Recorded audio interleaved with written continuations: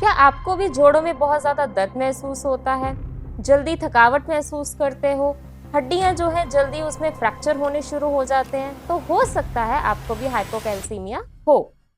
Basically hypocalcaemia में calcium levels जो है बॉडी में बहुत ज़्यादा कम हो जाते हैं।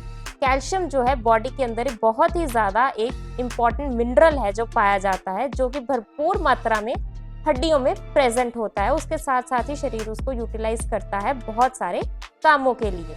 अगर उसके फंक्शंस की बात करें कि किन कामों में कैल्शियम यूज होता है, उसमें आ जाते हैं जो हमारी बॉडी में नर्व्स होती हैं, उनकी प्रॉपर फंक्शनिंग के लिए कैल्शियम बहुत इंपॉर्टेंट रोल प्ले करता है। उसके साथ ही साथ मसल कॉन्ट्रैक्शन में हेल्प करता है। अगर किसी को ब्लीडिंग हो जाए, ब्लड क्लॉटिंग में बहुत ज्यादा एसेंशियल हेल्प करता है। और उसके अलावा हार्ट की प्रॉपर फंक्शनिंग के लिए भी ये बहुत ज्यादा एक एसेंशियल मिनरल होता है। और जब भी कभी बॉडी में इसकी मात्रा कम हो जाए तो ये सारे के सारे फंक्शंस कहीं ना कहीं हिंडर होना शुरू हो जाते हैं।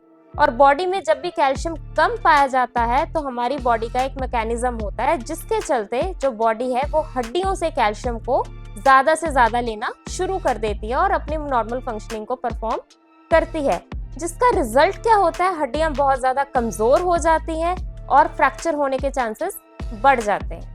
अगर बात करें इसके कारण की, तो जब भी कभी बॉडी में पीटीएच हार्मोन यानी कि पैराथायराइड हार्मोन के लेवल्स कम पाए जाएं, उस केसेस में ये हो जाती है। जिन लोगों का थायराइड ग्लैंड सर्जिकली रिमूव किया गया हो किसी न किसी प्रॉब्लम के चलते, तो उनमें भी कैल्शियम की प्रॉब्लम रहेगी। इसके साथ ही साथ जिन लोगों में विटामिन डी की मात्रा कम होती है, उनमें भी कैल्शियम लेवल्स कम होते हैं, क्योंकि कैल्शियम के एब्जॉर्प्शन के लिए विटामिन डी बहुत ज्यादा इंपॉर्टेंट होता है। उसी के साथ साथ अगर किसी को किडनी की कोई प्रॉब्लम है तो उस केसेस में इन पेशेंट्स में फास्फोरस के लेवल्स काफी ज्यादा हाई होते हैं। साथ ही साथ रेनल प्रोडक्शन जो है वो कम होती है, तो उनमें भी कैल्शियम की मात्रा कम पाई जाती है। बाकी कारणों की बात करें तो कोई जेनेटिक डिसऑर्डर के कारण भी हो सकता है। कुछ दवाइयां ऐसी होती हैं जो कैल्शियम लेवल्स जो हैं उनको कम कर देती है। इसके साथ ही साथ किसी में मैग्नीशियम की मात्रा अगर कम हो तो उनमें भी कैल्शियम डेफिशिएंसी होती है। और इसके साथ ही साथ अगर किसी को पैंक्रियाटाइटिस है यानी पैंक्रियास में इन्फ्लेमेशन है तो उनमें भी कैल्शियम की मात्रा कम पाई जाती है।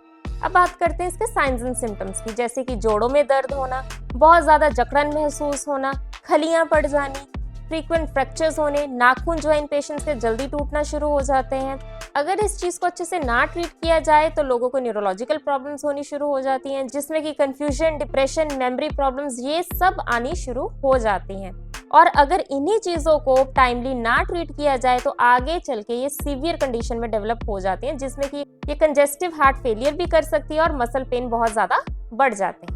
अब किसी को ये प्रॉब्लम है या नहीं, इस चीज को किस तरह से पता लगाया जा सकता है, उसमें आ जाता है नॉर्मल ब्लड टेस्ट, ईकेजी यानी कि इकोकार्डियोग्राफी, और लास्ट में बोन इमेजिंग टेस्ट, जिससे कि बोन की डेंसिटी का अंदाजा लगाया जा सकता है। सो अब लास्ट में बात करते हैं इसके इलाज की, कि इस चीज को किस तरह से नेचुरली ट्रीट किया जा सकता है। जैसे कि इस कंडीशन में कैल्शियम की मात्रा कम होती है तो एक इंसान को भरपूर मात्रा में नेचुरली कैल्शियम लेना चाहिए, जिसमें कि दूध, दही, अंडे, टोफू, पनीर, जितना हो सके इन सब की मात्रा ज्यादा लें।